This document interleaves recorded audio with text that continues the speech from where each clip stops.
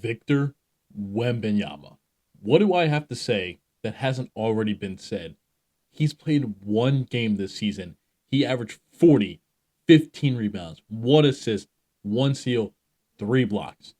Whether it was posterizing jams, court zone pressure from Dallas, try to slow the advance a little bit. Oh my! step back threes, In the driveway when you're 8 years old. What do you do? Wemby three, you bet! or rejecting shots at the rim. Play by Derek Lively the second just to keep that alive. You can't grab it, keep it alive.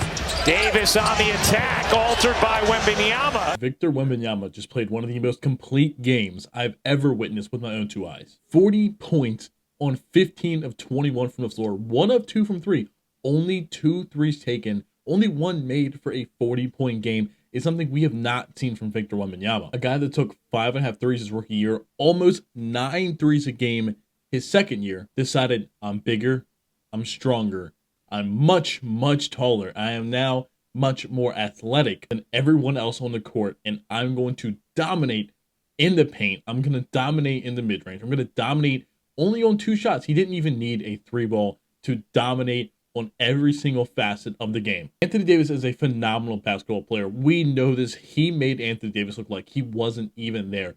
Shout out Cooper Flagg. It was his NBA debut, and you know what? 10 points, 10 rebounds didn't look that bad. I think it's a bit of a disservice him playing point guard, but that's not the point of this video. This video is going to be me convincing you that Victor Wembanyama is a borderline top 10 player in the NBA already, because you know what? The consensus is kind of there already, and you don't need me telling you that. What I want to talk about today is just how good is Victor Wembanyama gonna be. A guy that, for all intents and purposes, doesn't get hurt last year, wins his first Defensive Player of the Year in his second year, and it's almost a guaranteed lock to win it this year as long as he plays the 65 game mark, and is now being thrown into MVP conversations and year 3. Simply, what are you supposed to do as a defender when a 7'5" alien can dribble the ball like Kyrie Irving, can shoot the ball like Steph Curry, and can attack the basket like LeBron James? Now, again, a big exaggeration there with a couple of those names. So I've named some of the best of all time at those certain things. Obviously, Victor Wembanyama is only in his 3rd year. He's got plenty of time to go until he gets to those points. But you understand my sentiment. This guy is at elite levels on almost all sides of the offensive game and the defensive side of the game at 22 years old. The rest of the NBA is on a very, very short time frame until this Spurs team is built well enough around the Victor Wembanyama for them to start dominating the league for the next 10 plus years. It's been injury concerns for Victor Wembanyama, a guy that is 7'5", super lanky. You're always going to have injury concerns. He had the big injury last year, missed that whole back half of the season, but he still led the entire NBA in total blocks with missing half the season. This is a man that impacts the defensive side of the ball like somebody only parallel to prime Rudy Gobert. Last year, when the Spurs defense was not very good, like that's pretty well known. When Victor Wembanyama was off the court, they were a negative 9.8, which was 29th in the entire NBA. When Victor Wembanyama was on the court, their defense was positive 3.7, which is number 8 in the entire NBA. We know the stories of this offseason, him training with Kevin Garnett, him training with Hakeem Olajuwon, him training with Shaolin monks to increase his offensive skill set, his defensive skill set, and just his mental game. He said after the injury last year, he's ready to get back to basketball. Obviously, there was a big mental barrier for him losing those games to injury. Somebody that he did not work with, but he's looking at right now, is prime Shaquille O'Neal. You can't see, I guess the glare is there a little bit from the lights I have on right now. It's an evening when I'm watching this. And you know what? I'm not going to lie to you guys. I did not get to watch the Spurs game in real time. I was watching the Knicks game against the Cavaliers. Obviously, I'm a Wizards fan, so I was watching the Wizards game.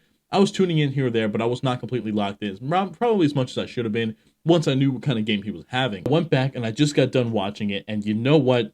It pretty much just confirms everything we've already known. This guy is an elite level scorer from all 3 facets of the court. Again, 3-level scorer. This guy cannot be stopped in the paint. He is one of the most dominant inside forces we've seen since Shaquille O'Neal. His offensive creativity is up there with the best I've seen with my 2 eyes. Obviously, talking all about Kevin Durant. Again, I'm not saying he's Kevin Durant level right now. Obviously, that would be ridiculous to say. Kevin Durant is a first ballot Hall of Famer, but you can see the shades of a guy that is basically Kevin Durant plus 6 inches, maybe, depending on how big you think Kevin Durant is. But also, while being that guy, and Kevin Durant can get to the basket like LeBron, but can also shoot the 3 like Curry, because, Kevin Durant at this point in his career doesn't really get to the basket, doesn't really shoot the 3 as much as you would like to. This guy is all your favorite players combined. Sure, maybe you don't love the passing. He had 1 assist, sure, but he also had no turnovers. And you know what? This is not a guy I really want passing the ball a lot. This guy should be a play finisher. I mean, yeah, he's going to have times where he's going to be the pseudo point guard of the team. He's going to bring the ball up the court. They're going to play through Victor Wembanyama, and you're hoping he could find guys like De'Aaron Fox, Jeremy Sohan, Devin Vassell, Kellen Johnson, the rookie Dylan Harper. But they have a lot of other playmakers on the team that are going to kind of take care of those responsibilities. So Victor Wembanyama can just be the dominant offensive scorer and the dominant defensive player he needs to be. One of the biggest criticisms I've had with Victor Wembanyama has been his shot selection in years past. He's a guy that, you know what, took a lot of threes, and a lot of them were not great shots. They were step backs, they were side steps, they were turnarounds. Hey, pretty early in the shot clock, you were chucking up threes when you were probably 8 to 9 inches taller than everybody else on the court at all times. Get to the basket, show your strength, show just how much bigger you are than everybody else, and dominate. But again, he was a young player. He still is a very young player, kind of thin for how tall he is, very thin frame. But this offseason, he packed on a lot of muscle, and you can see it on the court. He's shoving people out of the way like he's never really done before. Poor Isaiah Jackson got thrown to the ground. Anthony Davis got pushed over. Cooper Fly got pushed out of the way. He cannot be stopped. He truly might be the first player in NBA history that is unstoppable. Obviously, you might give that title to Kevin Durant right now, to Kyrie Irving right now, some of the most prolific scorer this NBA has ever seen. Or you can go back in history, guys like Hakeem Olajuwon, Kareem Abdul-Jabbar, Michael Jordan. But this guy is a better scorer than all of them. There's really not much more I can say about Victor Wembanyama that you don't already know, and I'd be kind of beating a dead horse over and over again by saying the same thing. So I kind of want to turn my attention a bit to the construction of the Spurs roster. Obviously, De'Aaron Fox is injured right now, but they're running Stephon Castle. You have Dylan Harper, obviously Devin Vassell, Keldon Johnson, Jeremy Sohan, Carter Bryant they drafted, Harrison Barnes been playing some good minutes. What I'm seeing right now is a team that isn't quite there yet to really be making a lot of noise in the Western Conference. And obviously, when you have a player as good as Victor Wembanyama, you think you always have a chance, and that is 100% the case. They're going to win a lot of games this year. I think they're going to be a 40-plus win team this season, but I just don't think they have the surrounding pieces right now to be a true contender. Now, what is going to happen with the 3-guard lineup of Fox, Castle, and Dylan Harper? I don't know. I think it's still too early to say one of them is going to be traded. I mean, sure, down the line in maybe 2 years, one of them will be traded, I think, because I don't think they're going to run 3 of them all the time, like for the long future. We just gave an extension to De'Aaron Fox, and I think you want to see him and Victor Wembanyama kind of play together as a duo before you move on from him, because you didn't really get to see it a lot last year with the injuries. Dylan Harper, obviously, you're hoping can come in and probably be your point guard of the future, and Stephon Castle, the reigning rookie of the year, be kind of your off guard, your wing kind of player, can play a couple different positions, be a good defender, be a good playmaker from those positions as well, and hopefully develop somewhat of a consistent jump shot. I'm kind of out on both Devin Vassell and Jeremy Sohan, and probably even Keldon Johnson as well. I just don't really think they have the wings of the future.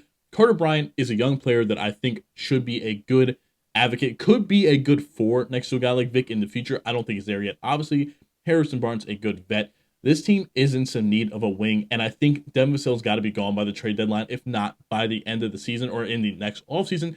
So I just don't think his timeline is matching up well with the rest of the team. Keldon Johnson, again, a guy that's making $20+ million a year as well, just doesn't really match with the timeline of this team, and he's not really giving you much that you want from that wing position. I think the Spurs are genuinely in a really, really good spot because I'm not pushing them to be a contender right now. Some people have them as a top 4, top 5 seed in the Western Conference, and if that's the case, that is completely fine. I can't tell you not to think that, but I look at this team and say, hey, there's a lot of young pieces with some good veterans, but you're going to see the growing pains of Vic still. You're going to see the growing pains of Dylan Harper, Stephon Castle. You're still seeing it with Devin Vassell. You're going to see it with Jeremy Sohan still, Carter Bryant. You're going to see a lot of growing pains with this team.